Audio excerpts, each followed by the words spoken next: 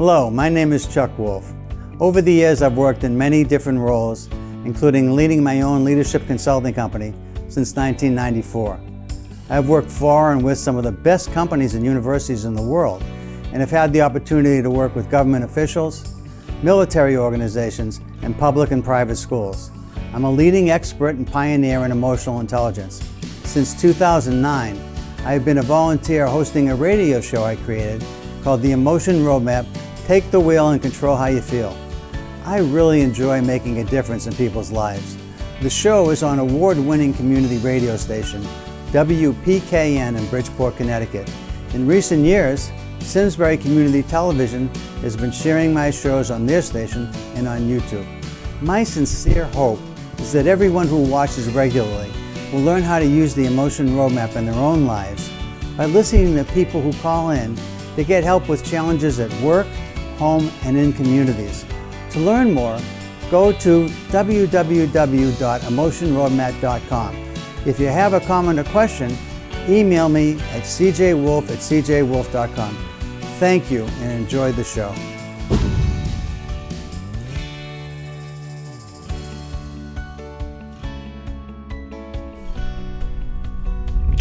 This is Chuck Wolf. You're listening to the Emotion Roadmap. Take the wheel and control how you feel on WPKN. Delighted to be back with you again. Still broadcasting from the University of Bridgeport.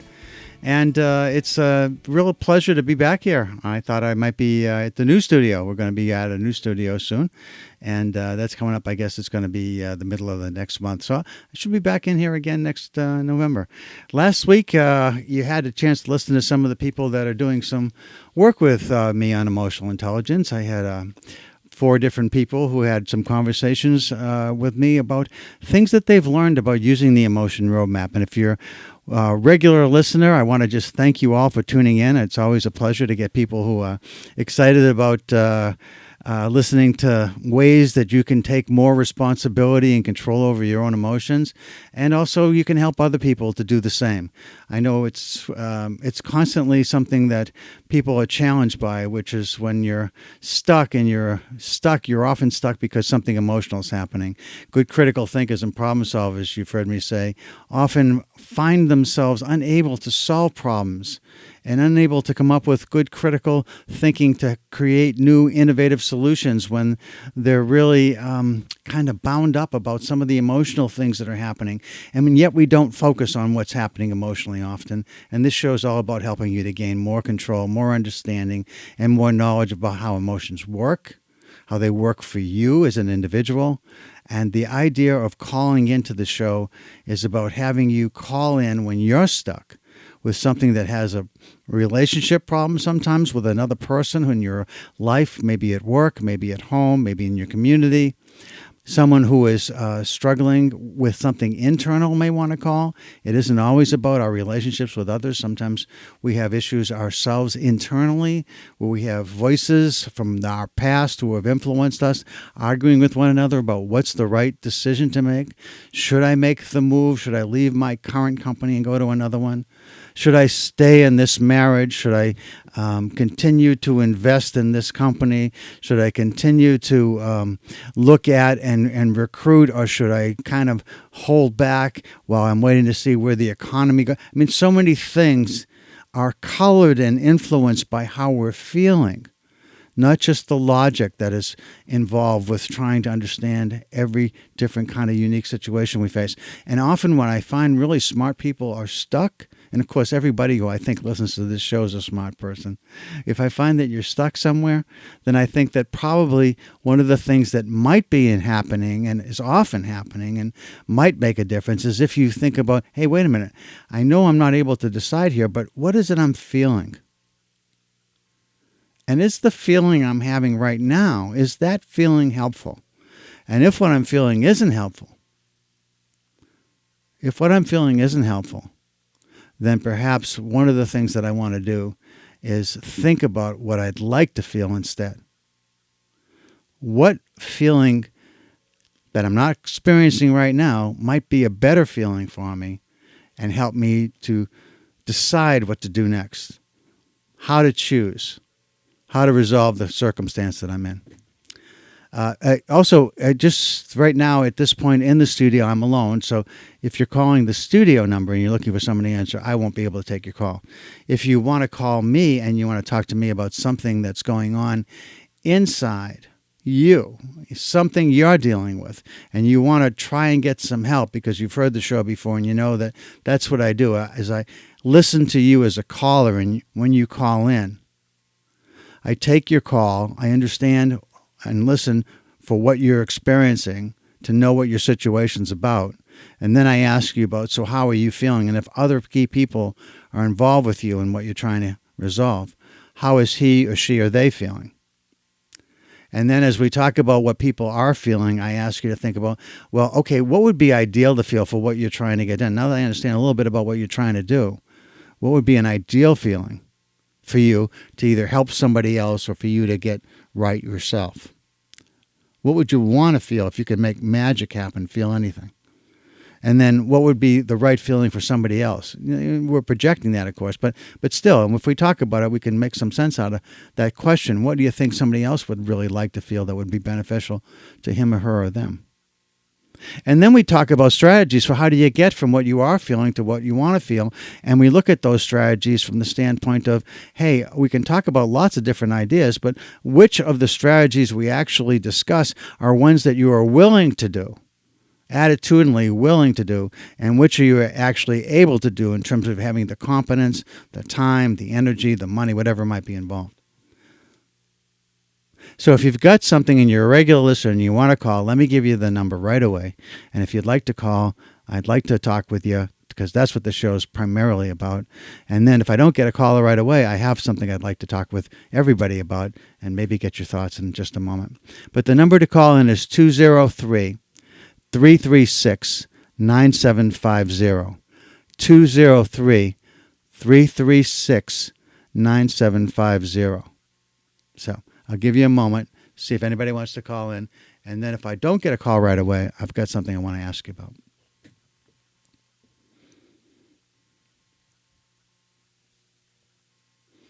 (203-336-9756). You're listening to the Emotion Roadmap. I'm Chuck Wolf, and I'm here to help you. If I help you, I'm helping everybody that's listening, because the more people learn how to use this Emotion Roadmap, I think the more people have inner peace for themselves, for the people that they care about and live with, for the people that they work with, even for the people they don't care about but have to work with. If you can find ways to help people be more emotionally responsive, be more emotionally in control, better able to manage their own emotions and influence the emotions of others, I think the world gets nicer and is a better place. 203-336-9750. Okay, well, let me then tell you about what I'm hoping that I get some calls about today.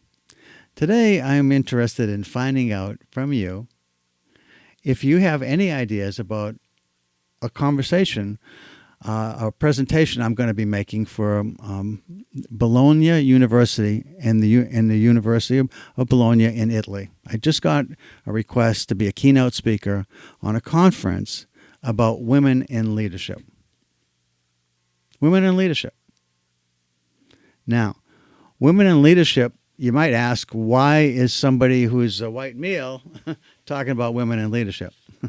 Well, it turns out the person who is asking me to talk about this is someone who's a friend of mine for a number of years, who is an expert in the field of emotional intelligence, and he loves the show that I do, the Emotion Roadmap, the concept, and he thinks, as I do, by the way, that a lot of what we deal with on the playing field, if you will, inside organizational life is emotional. It's not necessarily things that are rational. When I say that it's emotional, it's just something that really kind of has to do with logic would say that we need more women in leadership, and I'll tell you why in a moment. And yet, because logic doesn't rule our worlds, emotions often do, we don't necessarily know how to deal with it. So if you've got any thoughts to share about women in leadership, I'd like to hear them. And the number to call is 203 203-336-9756. 203-336-9756.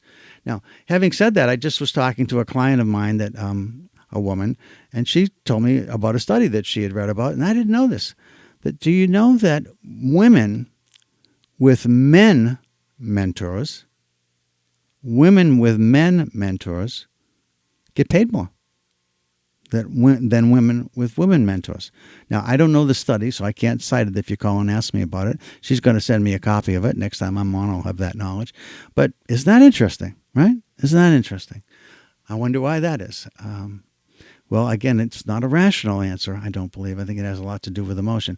So do you have any thoughts about why, when it makes sense to have more women in management, because actually studies have shown that with a lot of women in management and senior leadership positions, companies actually are more profitable. They often have higher engagement levels. You might say that stereotypically women are more concerned about others, so that they focus more on the workplace and the people in it doing the work than men do sometimes. Now, I've known some incredible leaders, men and women, so I don't want to get into the stereotype that says that women are better than men at leadership. I'm just saying these are studies that have been done that demonstrate that. And, I don't think that we should have more women or more men. I think we should have who's most qualified, honestly. But why do we think that more men are qualified than women that are out there? Why do we think that? It's really interesting. I think the dynamic might change on its own anyway. Over time, I don't know if you know this, but there's been some studies done that show that a lot more women are enrolling and staying in college and graduating than there are men these days. So perhaps just by the numbers, over time, we're going to have a lot more women as senior leaders. But I still think there are other reasons, and I just wanted to know what you thought about that. What do you think is the reason why sometimes people are reluctant to put women into senior leadership roles, even though they might be just as qualified as a man beside them, working beside them, who gets the promotion and they don't? What do you think that's about? What do you think's the rational way of dealing with that? What do you think's the emotional underpinnings that might help us deal with that successfully and change that around? What are your thoughts about that? 203-336-9756. So a couple of things you can talk about with me today if you like. One is this idea about women in leadership. I'd love to hear from you about that. I actually did a series some time ago on this show that I looked at women in leadership, and I had a bunch of women call in. I mean, why do I care about this topic so much? And well, partly one is I just think you should care about it because it's the right thing to do. But besides that, I'm motivated because I have 3 daughters. 2 of them are in large organizations, business organizations. One of them is a special education teacher. And my wife was an assistant dean and a chairperson of a department at a college. So in my life, in my immediate nuclear family, I had 4 females, 3 of whom are in the workplace now. So this isn't just someone who's a male, a white male, who has this interest and is delighted to be picked as a speaker, as a keynote speaker. I'm invested in this because of my family. I mean, I want this to be better. So I actually had gone when one of my daughters worked for Ecolabs at one time, and at the time she was involved with a group inside an organization that was doing a lot of work with mostly women, but some men as well, on trying to raise the profile of women inside that organization. And she was very active in that, and she had me come out as a guest speaker, and I talked for a period of time about this subject. And it was really fascinating to see all the interest and all the ways that people are trying to make a difference. And I think if you have internal communities, project teams from different aspects of your organization working collaboratively on trying to make something better, this is one of the ways that you might do that. You take very influential and very senior people who are women and some men who are very interested in the subject and very supportive, and you put them together and you say, what can we do in our company? Not just the generic stuff, but what can we do in our company to make this a non-issue? Not to make it a huge issue and a platform that says, hey, I'm going to promote every woman over every guy just because I want a woman in there. No, I don't believe in that. I believe you want to make it a non-issue, that you just pick the best person. And lots of times that's women who might get overlooked because in times at least, we don't see women in the workplace as being as assertive as men are. I think partly I was just listening to NPR this morning when I got up, and there was a woman on who was a surgeon who was saying that in the medical field today, there are people who are women who get paid 88 cents on the dollar as compared to men who are doing the same jobs. Why is that? She decided she was going to investigate that, and she has created a negotiations workshop to teach women how to negotiate. Well, you can learn the skills to negotiate, but emotionally, if you're not someone comfortable with negotiations, you might never ask the question. You may never use those skills. You may never position yourself to ask for more money in a way that somebody who's more comfortable with negotiating promotions and increases in salary might be. And it seems traditionally that more men are more comfortable with that than women are. Again, I don't think it has to be that way, but it seems like, at least in terms of the evidence that you can observe, it seems like it often is that way. That can be changed, but it's only changing if you understand the emotional implications of why someone may not feel that way. Let me just sort of explain it like this. Let's assume that you have a chance, it's promotion time and or evaluation time, and promotions are happening inside your organization, and so are bonuses, and so are salary increases, etc. So now you've got a man and a woman doing similar work, and they realize that your company just lost a big contract. And as both people realize, if you think about this, that means that big contract with less revenue coming in means that we all can't get as much money as we were making maybe. Or if we were to get more money or the same money and there's not as much revenue coming in to pay all the bills, then maybe we got to let some people go. And if we are concerned about other people, then maybe we go in and we don't ask for an increase because we know that there was a big revenue loss by losing that contract with that company that had been a customer of ours for many years, right? So if you're looking at it that way, you're thinking about, hey, I'd love to get an increase just like everybody else would like an increase, but I'm not going to ask for one this year. Because I'm kind of concerned that if I ask for one and a bunch of us at senior levels get a big pay increase, that we're going to have to lay people off, people that are doing the work, people that got mortgages to pay, that have kids in some kind of technical or college that they're paying for, or in daycare that they're paying for, and we're going to have to lay some of those folks off, and I don't want to do that. Somebody else says, you know what, everybody's got to deal with their own stuff. I'm going to do the best I can for my family, so it's not like it's not value-based. But my family could really use some extra money this year because I've got kids in college, I've got a mortgage to pay. I'd like to help my kids out who are out there now who are making a living on their own but not really making much and need some help. And so I want that extra money for me, and I'm not going to worry about everybody else because my focus isn't everybody else. My focus is my family. It's not a bad way to go, is it? Well, it tends to be that men are more comfortable with the idea of asking in those circumstances for raises than women might be. Why is that? I'm not going to speculate. I'm just going to say that it does seem to be observational data that we can observe suggests that's what happens. So I'm not making value judgments about any of this. I'm just saying those are the things that seem to be occurring. And that's why sometimes we see differences. And those are emotionally based issues. You can make a rational case for anything, I find, if you want to. Anyway, what are your thoughts about these things? 203-336-9756. So I'd like to hear from you. Again, you listen to Chuck Wolf. This is WPKM. It's the Emotion Roadmap. Take the wheel and control how you feel. So how are you feeling? And do you think you have something you might offer around what you're seeing in the workplace and why you think some of these things happen the way they do between women and men? 203-336-9756. Last week when I was on the air, it was a show that I had done with interviews with other people, and they were talking about all kinds of ways that they've used this emotion roadmap successfully in their lives to benefit themselves, their companies, their families, their spouses, their loved ones, their cousins, their friends, their aunts, their uncles, whatever it might be. There's a lot of stories where they found themselves really benefiting from using the emotion roadmap in different ways. One of my clients the other day, who's going to be on a similar type of interview with me, was talking about, he's got a sales manager coming in that wants to get an increase this year, and is coming in and asking for more money. And he's in a place where he can afford to give her some new money, but not the kind of money she wants. And he's walking through that emotion roadmap. He's saying, how is she likely to feel? How do I want her to feel? How am I feeling about this? How do I want to feel about this? What are the things that I can say and do to make her feel like this is a win-win outcome, that I can give her something? I can't give her everything.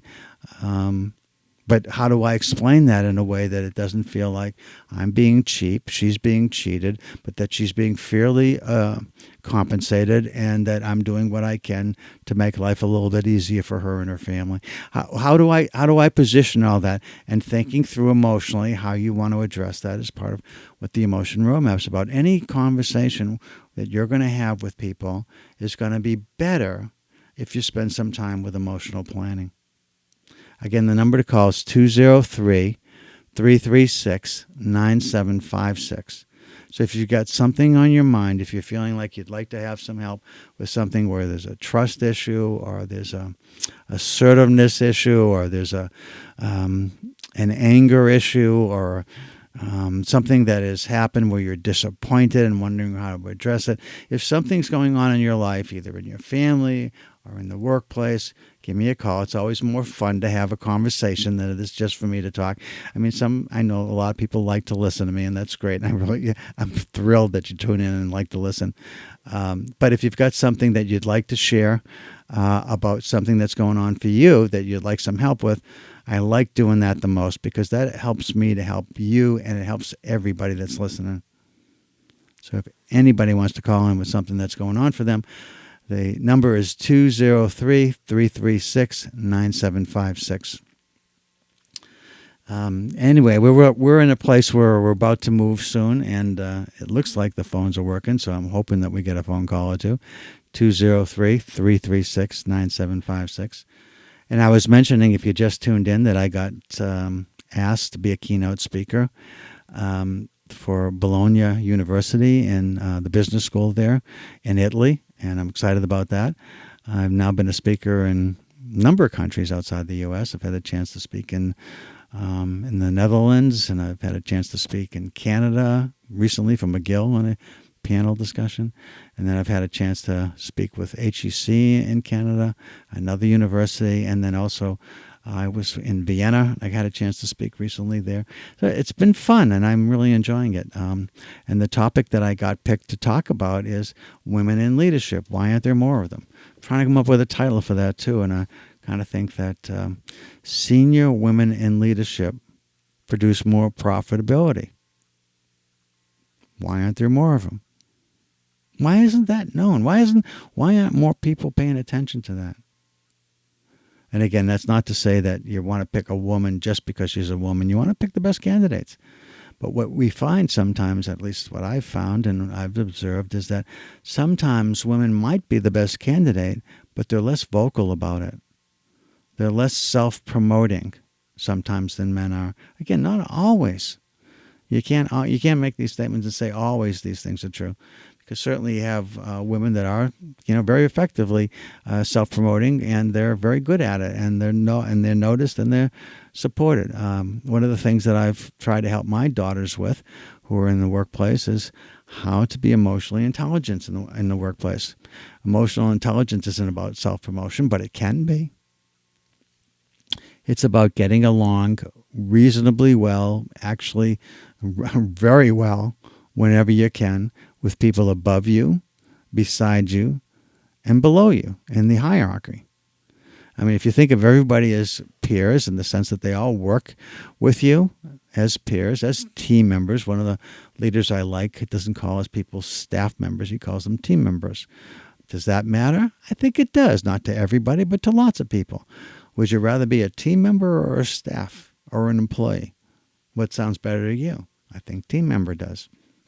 So simple things about ways that you think about the workplace and things that you might say and what you might do are ways to help people, I think, to feel better about you as a leader in the workplace. So I'll be talking about leadership, about women as leaders, and about why it's sometimes more difficult for women to rise, even though the evidence and the support and the data is there that says that organizations with lots of women in senior leader roles seem to have more profitability than those that don't, with similar kinds of organizations. Again, that's a study I've read about. I haven't seen the study itself. And I'm sure there are other studies that you could show that might not show that always to be true, I'm guessing. But there's, at the same time, I think that, you always want to promote the best person. How do you make sure the best person? By the way, it might, at this point, there's a lot of trans people out there, too, that have identified as trans. And it's not about women or men. It's about anybody, really, isn't it? About trying to find the best person and making sure you're really paying attention to the best person. And you wipe away all the stuff that's in the way of seeing who the best person is. You don't think about religion. You don't think about color. You don't think about race or ethnicity or gender. You're just focused on who's the best person out there for this position. And that's what we should promote. And it shouldn't be a boys' club, a girls' club, a trans club. It shouldn't be. To me, it's more about all of us, inclusive, looking to be part of the best of what we can contribute, so that our companies work the best they can, and there's no obfuscation of, we don't see certain people. That's why they don't realize their potential, because we can't even see that they're out there. Another whole group that is this adaptive group, a couple of, at least one good friend of mine and another person that I met recently is working with people on the spectrum to get them involved in organizational life. Sometimes because people have difficulty, with autism or things that cause them to have, difficulty looking people in the eye or shaking hands or having relationships, they end up just doing kind of like very, very simple things. And that's how they get picked for things. And that's too bad, because some of them are really talented and really smart, but sometimes we aren't aware of how smart they are, and we don't know how to look for it, and we get uncomfortable, and so it's a challenge. Again, the number to call if you want to talk to me is 203-336-9756. And I'm Chuck Wolf, and this is the Emotion Roadmap, and you listen to WPKN. And let's see, WPKN is broadcasting from the University of Bridgeport at this point. We're going to be going to downtown Bridgeport soon. And so we're excited about that, and we hope that you are too, and that we hope to have a lot more interaction with our community when we make this big move. Been here a long time, over 50 years in this particular setting. I've been on the air now 12 years. I think my first time being on the air in the downtown Bridgeport office studio is going to be in December, and that's the beginning of my 13th year broadcasting this show. So again, I encourage you to call in. It's always more fun for me if you call. So it's 203-336-9756. I'm going to take this call for the studio. Hi, this is... I just don't know. Sometimes the phones don't work quite the right way here. It's part of the excitement of going to a new studio. So people might be trying to call and calling the studio number and not my show's number. So I'll give you the number again. Okay, here we go. Hi, this is Chuck. You're on the air. Who am I talking to, please? Hello? Oh, I lost the phone. I hope you try again. 203-336-9756. Let's see if somebody calls back.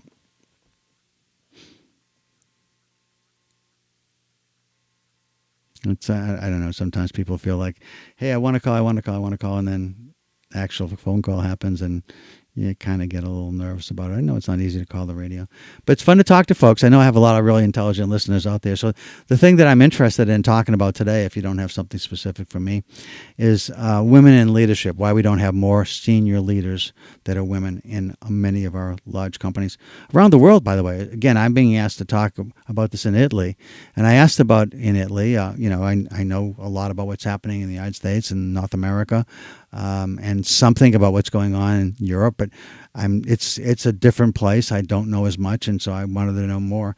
And so it seems like a lot of the issues are similar in Italy.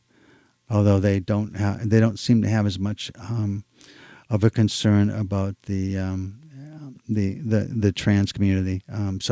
That's coming, I think, to the world everywhere, but it's not the same, I guess, in Italy as it is in the United States. But they are concerned about women. That's one of the things I'll be a keynote about. So that's going to be what I'll be talking about. So I'm hoping that if you've got something that you want to share that you think is useful, 203-336-9756.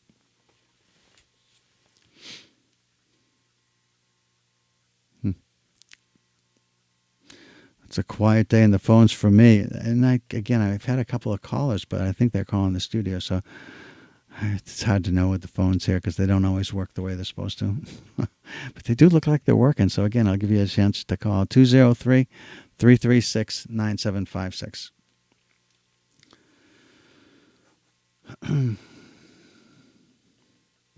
Well, I've been asking about women in leadership. I haven't had you talk much about that, and can't seem to get any callers on that. So let me just ask if there's anybody out there that might happen to be a Red Sox fan and you want to talk about something that I'm very emotional about, and that's the Sox. If you haven't been paying attention because you're not a sports fan necessarily, or maybe you were a Yankees fan because we kind of split in Connecticut. There are some Mets fans, but it seems to me mostly we have a few Mets fans, but mostly Yankees and Red Sox fans. So any Red Sox fans out there, if you're as excited as I am about what's happening out there, I'd love to talk with you about that as well. What's emotionally happening for the Red Sox? Why are they even in this? No one predicted that they'd be there. And so I'll talk a little bit about that myself right now. One of the things that started the year as a Red Sox, my wife and I were from Massachusetts. I spent all of my growing up years in Massachusetts. My wife got there in high school. And actually she'd been there a couple of times before. Her father he was working for businesses that he got moved a couple of different times. And so he'd been in Massachusetts a few times. But anyway, we're really diehard Boston fans in terms of sports teams. So we're big Patriots fans. We're also Tom Brady fans, by the way. It's a whole nother sport and fun to talk about if you want to talk a little bit about that. But also we're Red Sox fans and Celtics fans and Bruins fans. And trying to become Revolution fans. They actually have a really good soccer team this year. But mostly we grew up with the Red Sox and the Celtics and the Bruins and the Patriots. And so here's a call for the station. Let me take that. Hi, this is Chuck. You're on the air. Can I help you? Yeah, hey, Chuck. My name's Eric. I'm calling from Jacksonville Beach, Florida. I'm also from Massachusetts originally, 30 years in Boston area, and 30 years back here at the beach since then. And we're torn Rays fans. It was sad to see them with their awesome record go down to the Sox. But then again, I spent most of my childhood at Fenway Park, so I kind of like that too. So good stuff. Yeah, wasn't it fun to watch? I mean, I know the Rays had a great season, and it was unfortunate for them that they lost. There was a little bit of criticism, I guess, for the Rays because they had ordered the champagne to come in to celebrate in Boston, and that seemed to be a bit premature, I guess. And it seemed to get to people a little upset on the Red Sox side of things, but it was a fun series. Oh, geez. Yeah, well, between them and the Lightning, we were looking pretty good. Hey, but that's not why I called. Okay. I was thinking, as you were talking earlier about various things about the business, the workplace, and calling each other team members and emotional intelligence and all the rest. All good stuff, by the way. Thank you.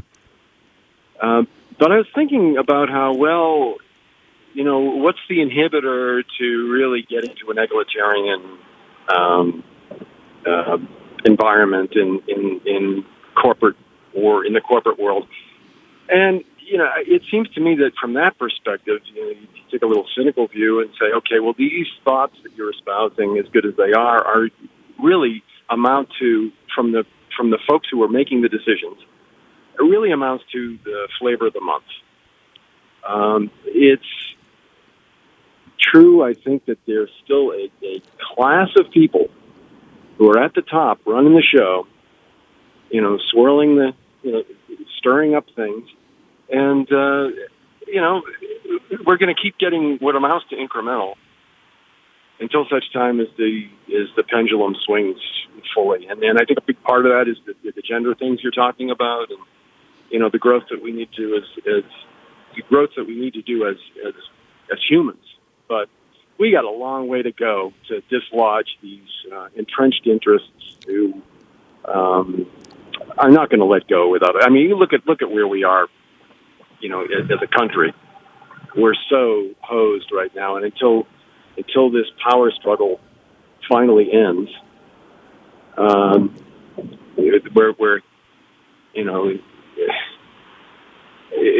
we're kind of doomed to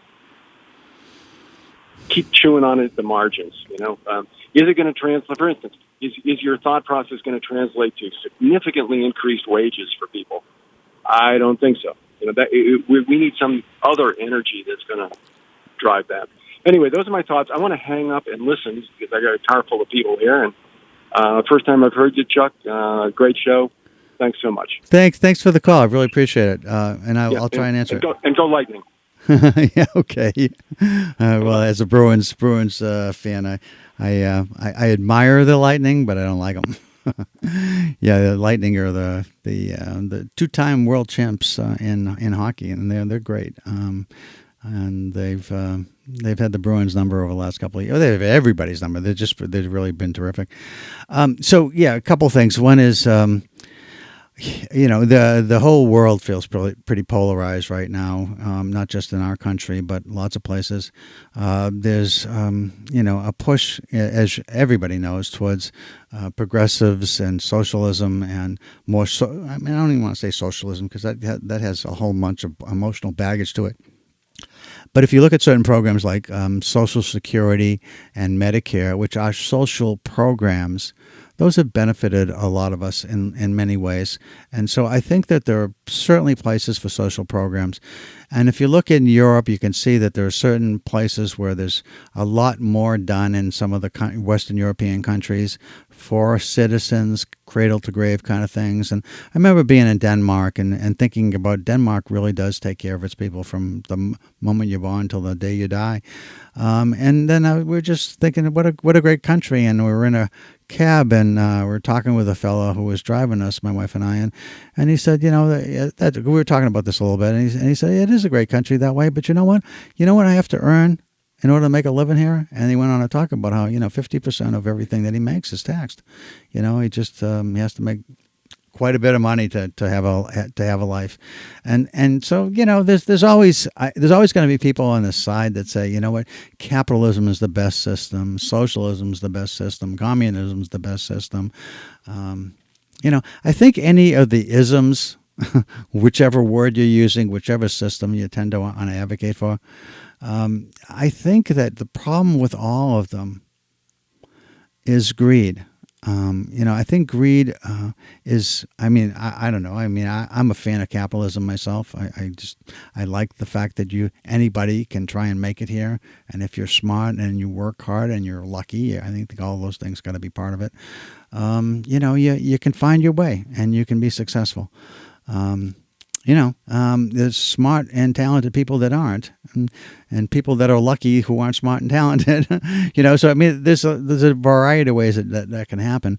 But I think the problem with lots of places is greed. I think, and also when people stop listening to each other, I really hate the idea of people can't have a different opinion without being shut down by somebody else who doesn't agree with them. I really think, for a long time, for many years, it seemed like you could have a talk about politics, for instance, and not have the other person who happens to be on the other side of whatever it is you're talking about just feel like, oh, you're an idiot. Or how can you even think that? And then it's just a question of, people kind of shouting talking points at each other as opposed to what it used to be, where you just kind of have a discussion about why you feel the way you do.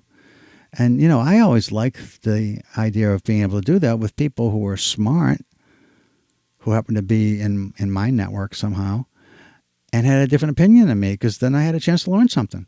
That's the way I always viewed it. But these days it seems like if you feel differently about something and the person you're with is like dead set against your set of beliefs, They don't want to even be in the room with you. I think that's sad. So I think there's, problems for me in this country and all over the world really is how polarized we all are and how we stop really listening really hard for why somebody who is also a smart person might not feel the same way we do about things. So I hope we do more of that. And I also think if we're going to protest things, then maybe we should protest outside of the offices of the people that are at the senior most levels in organizations that continue to reward themselves, even as they lay off lots of people at the bottom of the organizations. I don't know. I mean, I grew up in the 60s, so part of me is still influenced by a lot about what we said then. I think a lot of the people that grew up then don't always carry those values. But for me, a lot of values stayed with me that really were about, hey, how do we really care, not just about ourselves and our immediate families, but the whole world is the family of man and the family of woman and the family of them and the family of trans, the family of everybody. How do we care about everybody? At the same time, I understand the need to take care of your own. I mean, it starts for me with my own family. I get that.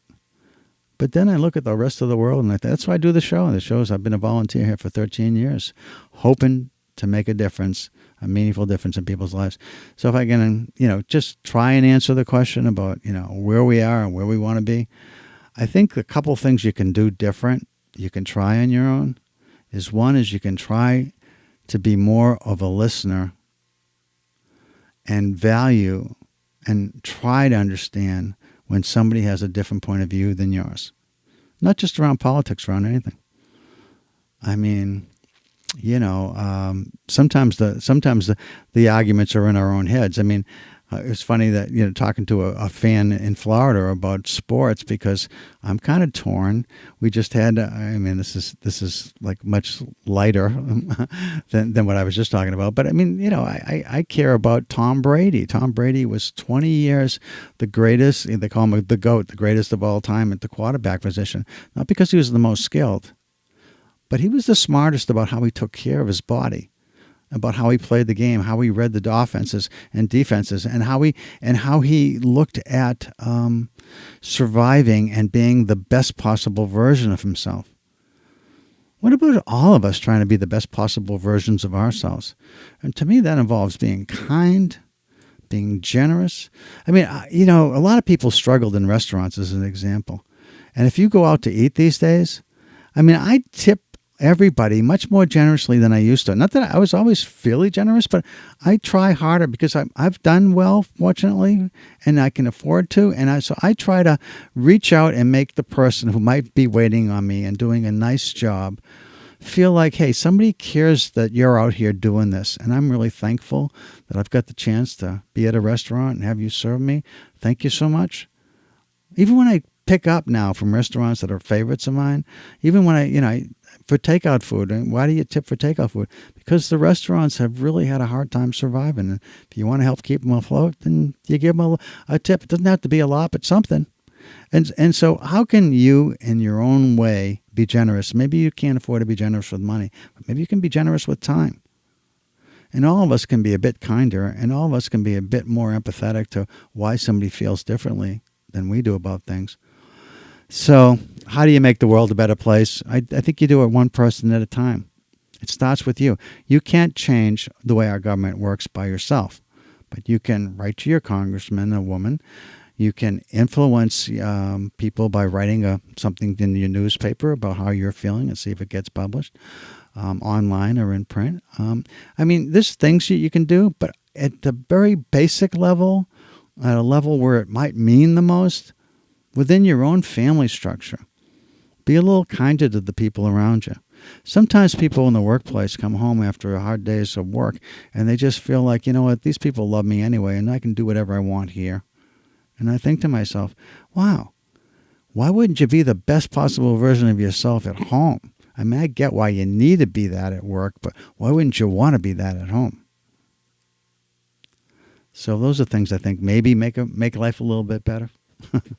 Anyway, I guess a couple people called and it's I picked up the studio number and that's what's working. So 203-336-9756. And if you call, I'll pick up. I'm sorry if I didn't pick up before when you called because I didn't know that. I thought that was for something to do with the station and not about the program. So I'll give you a chance to call again, 203-336-9756. And I'll wait a minute.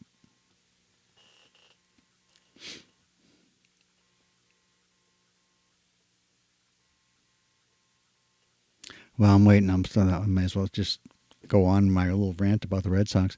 So what's happened with the Red Sox? Why are they in the American League Championship Series where they're going to play the Astros? Why are they there? Tampa had the best record. They were the best team. And the Red Sox, they managed. I mean, it was crazy kind of season. Again, some of you may not care about this, so I apologize to you. This isn't a sports talk show, but it is about emotions, right? So how are you feeling? And so the Red Sox managed to get to a playoff for the wild card, they call it. And I won't go into it. It's complicated. Just to say that they have 3 winners of divisions. There's the Central, Western, and Eastern Division, and then there's a playoff, a wild card playoff. So there's 4 teams that then compete in a division series.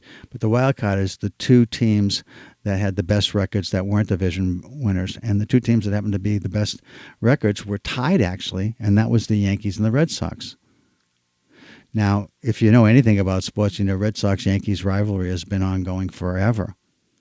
And the Yankees spent a ton of money on their payroll this year. And the Red Sox also spent a lot of money, but not quite as much as the Yankees. And the Yankees in the second half of the season were better. They were the better team. The Red Sox were by far the best team in the first half of the season, but they really kind of lost their mojo for a while. But they managed to kind of pick back up and get hot at the end of the season, and they landed up tied with the Yankees. But because they won 10 games and the Yankees only won 9 when they played each other, they got to play at Fenway Park. So in playing at Fenway Park, they basically had the opportunity to be the home team and have the home crowd in your corner. And they crushed the Yankees. I mean, in a game where everybody was really... Red Sox fans have a history of being really nervous about anything to do with the playoffs. They care deeply. And, I mean, if you're not from the Boston area, you may not get this. But the people in Massachusetts are... Sports is like part of the religion there, I think. That's how it felt to me growing up anyway. And so the Red Sox were part of that. And so, you know, seeing them beat the Yankees was amazing, but nobody expected them to be even in the playoffs because they had a terrible year last year. They were, I think, came in last place and was just a terrible team. And they came in, they brought in a bunch of players that other teams didn't really want, didn't see as full-time players, and they're playing great. And they brought back a manager that had some history that was negative, Alex Cora. He had been out for a year because of something that happened with the Houston Astros when he was there. And so he was being punished for a year, and the Red Sox brought him back. And I think he went from being like an amazing manager in 2018 when he led the Red Sox to a World Series, first time ever managing. And then 2019, they didn't play so well for him, and it seemed like he was somewhat arrogant in that year to me. And then 2020, he got taken out and humiliated based on having been guilty of something that he shouldn't have done. And when the Astros won the World Series a few years back, when he was an assistant coach. And he's back there now, and he is thankful every day of his life. You can see it in him, and he talks about it, about how appreciative he is of having a second chance. And this is just one of those things that says, hey, second chances matter. People, if they're given a second chance, sometimes are really humble and thankful. And he is using his skill sets in ways that, I mean, he is by far the manager of the year. He's got guys who didn't have great careers before they came to the Red Sox being the best possible versions of themselves. And they're playing as a team, and they're caring about each other, and it is different. It took a long time for people to love this Red Sox team, but they're loving them now. And the way they beat Tampa was absolutely amazing. 2 incredible games that went down to the very last innings, where both teams kept trying to... It's really a shame that Tampa had to lose, honestly. But the Red Sox just didn't give up. They just kept believing in themselves. Just real quick example. Again, if you want to call, I got a few more minutes. Let me give you the number. 203-336-9756. So just an example. So they have this fellow who had Tommy John surgery, which means that you got your elbow operated on and you may never pitch again. But he was one of the best pitchers in baseball, and a fellow named Chris Sale.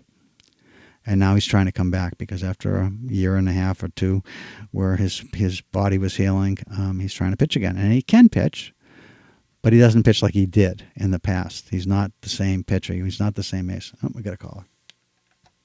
Hi, this is Chuck. You're on the air. Who am I talking to, please? My name is Joe. Hi, Joe. How you doing?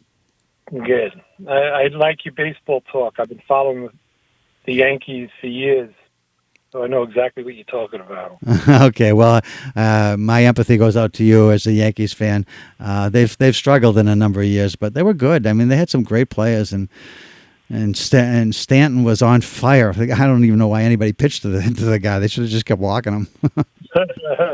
That's true. Hey, let me ask you a question. You were talking about attitudes at the workplace. Did I get that wrong? No, that's right. Yep, we were talking about that. Yep. So I'm going to give you my scenario. I'll make it sweet and short. Okay. I'm 63. I can't retire until I'm 66 and 3/4. Okay. But I can't retire financially. I can't retire. Okay. How do I bring a healthy attitude to work with me when I'm like just thinking about retirement? Okay, so the idea of how you're feeling is what the show's about. So you're feeling like I got for 3 some years or so before I'm able to actually do what I want to do, and the job has lost its interest. So the question becomes, how do you want to feel? Let me just walk you through how this works. So you're feeling kind of disappointed and disenchanted with what's going on, and you want to feel differently. If you could make magic happen, what would it be? What would you want to feel going in every day? That's a direct question? Yeah. I want to feel joy. I want to feel blissful. I want to go through life happy. Okay, so let me ask you, because this is a key, and I got just a few minutes before we finish, so I'll race I'll race through it with you. So the next question is, how do you have you ever felt kind of disenchanted in the past at work and felt and it became joyful? Was there ever any history there where in the past you sort of felt similar to how you feel now, and yet it turned around somehow? If it was not as severe. Okay, all right. But was there anything that made it joyful at times for you? You just by getting more involved in the job, keeping your head in the game, enjoying the work that you're doing, and eventually it catches up with you again, and you're fluid. You're back to where you should be. So there's a history of you having a remedy for this that has happened in the past, and why wouldn't you use that now, do you think? There's a certain gland that excretes, attitude fluid, I think. I don't know what it's called, okay. But that gland is dried up. So dopamine or something like that is what... Dopamine. Yeah. Is that legitimate? Yeah. Dopamine is really... It's sort of like the happy juice that flows when things are working right. So one of the ways I'd suggest to you, and again, I apologize because I'm going to run out of time with you, but if you think about some of the things that you might have enjoyed in the past... We're on our way out. Uh-huh. If you think about the things that you've enjoyed in the past, if there's any way, even short-term fixes, that you can find something about work that is somewhat engaging, you can turn this around. All right. Does that make sense? Yeah, I think so. Like I said, it's been a little difficult just coming to work, so I got to find that thing that turns it around again. Well, the beauty of what we're talking about is this isn't me telling you what to do. This is you having some history with yourself when it hasn't been as bad as this, but you have had some times when it wasn't great, but you found by reconnecting and finding something at work that you could tie into and get engaged in that, at least for the period that was working for you, it would dissipate, it'll run out, but then you find something else again until the 3 years are gone. All right. Sound all right? Thank you so much. You bet. And thanks for the call. I appreciate it. You take care. You're welcome. Bye-bye. So that's it in a heartbeat, everybody. It's sort of like just, what are you feeling? What do you want to feel? And how are you going to feel that way? I didn't tell him, part of the despondency might be because he's a Yankees fan. That's hard because the Yankees used to be, when I was growing up as a kid, the Yankees always were in the World Series and they won a whole bunch of them. And they were the team. They were a great team. And the Red Sox have been that team since the millennium has changed. And I think they might be it again. That's what's so exciting about it. I think Alex Cora has a way of working with players where he's got them believing in themselves. And I'll just tell you real quick, this fella, Chris Sale, came in to pitch, and it was like very exciting. We're all really happy as Red Sox fans to have him back in. And the beginning of the game, they're playing at home, and the Tampa Bay Rays go up 2-0. The Red Sox go up 2-0 in the first inning. And I guess they're playing in Tampa when this happened. And then the next at the bottom of the inning, Sale comes out to pitch, and he gives up 5 runs, a grand slam to somebody who hadn't hit a home run in a long time. He gives up 5 runs, and it's 5-2 in the first inning. And Sale doesn't go back out. But Cora, standing in front of all his players, he's walking up and down in the dugout, and he says, "We got 8 innings left. We can do this. I believe in every one of you." And that message resonated. And they came back and they won that game 14-6.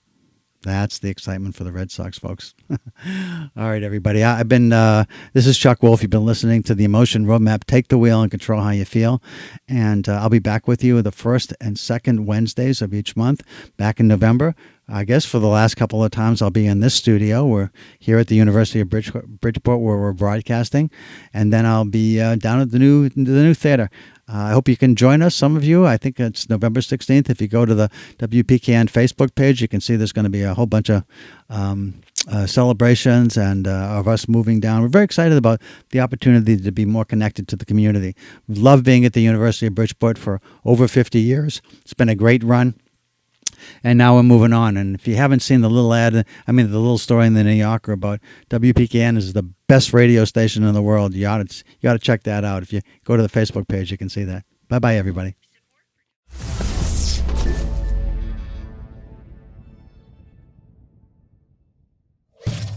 Funding for Simsbury Community Television is provided in part by contributions from viewers like you. Thank you.